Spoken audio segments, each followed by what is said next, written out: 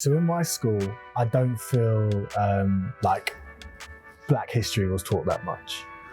But more specifically, I don't feel like British Black history was taught that much. I think as a nation, we don't talk about Black British history enough.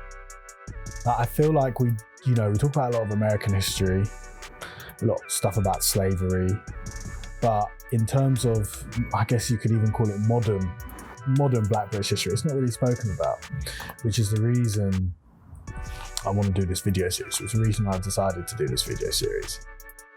My name's Adrian, and I'm going to take you through parts of Black British history. Okay, so the first video in this series is going to be about Carney. You know, that thing that we all love in Notting Hill, Carnival, dancing about, floats, sound systems, wines, all of that. Yeah, that's what we're going to talk about.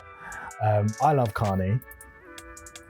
I love the spectacle of Carney. I love why we do it. And I feel like it brings a lot of people together. Yeah, you know, they talk about the violence about Carnival, but then Glastonbury, all those places, there's always a modicum of violence. But the spirit of Carnival is good. That's why we do it. That's why we love it. That's why we go. Some people go Saturday, Sunday, Monday, you know what I mean? So we're gonna talk about how it started, or specifically who started it. Okay, so there's a bit of contentious issue about who started Carnival, or like when it started, but I always feel like you've got to pay homage to what was first. So we're going to talk about one person in particular, Claudia Jones. They would call her the mother of the London Caribbean Carnival. Claudia Jones was born in Trinidad before moving to America. She was later exiled around 1955 for her, you could say, communist beliefs. She landed in the UK, and she was very active from the moment she landed. From the moment Jones landed, she was campaigning for Black rights in terms of education, jobs, employment, all of that stuff. She was a woman who could not be stopped. She was very, very passionate about Black rights, and when she came to the UK, she was shocked about the lack of Black rights. She done all that as part of a larger movement of actors and writers. They're all involved in terms of pushing the agenda of Black rights. In 1958, Jones, being the activist she was, felt there still wasn't a voice for like Black British people. She felt there wasn't enough conscious Black British people. So she started her own paper. She started something that could, create a voice. She founded a paper called the West Indian Gazette, which later changed to the Afro-Asian Caribbean News. She was big on, connecting us as Black British people to, our homelands, Jamaica, anywhere in the Caribbean specifically. A lot of leaders got in contact with her during this time. The same year she started the paper, we had the Notting Hill riots.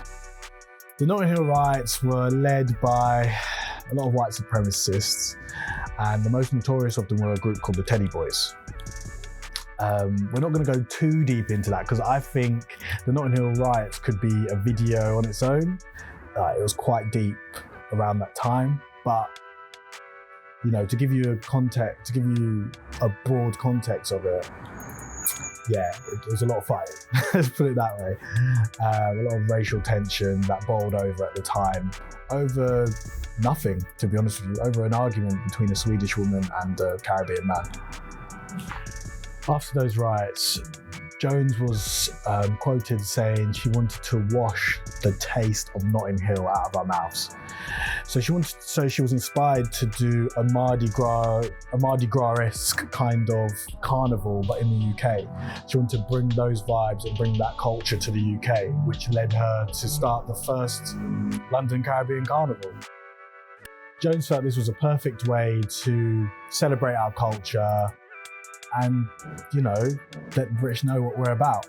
The first Caribbean Carnival was televised nationally by the BBC, and everyone thought that as a huge win. It later turned into a yearly event till she died around 1964. This whole London Caribbean Carnival is what I would say was the precursor to modern carnival what we have now. And I'll go into I'll go into, you know, in part 2, I'll go into Notting Hill Carnival itself, you know, next video. So with that being said, let me know what you think. Let me know of any more Black British history that you guys know, that you feel, a general populace doesn't know. You know, put a message in the comments about, you know, whether you knew what I said or spoke about already. Yeah, so there will be a part 2 to this video, and with enough comments and enough likes and enough shares, I can continue doing the series, because I know, you know, there's people who want to learn about British Black history.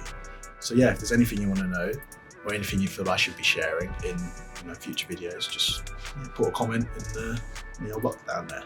So yeah, thanks for listening so far, and I'll see you later.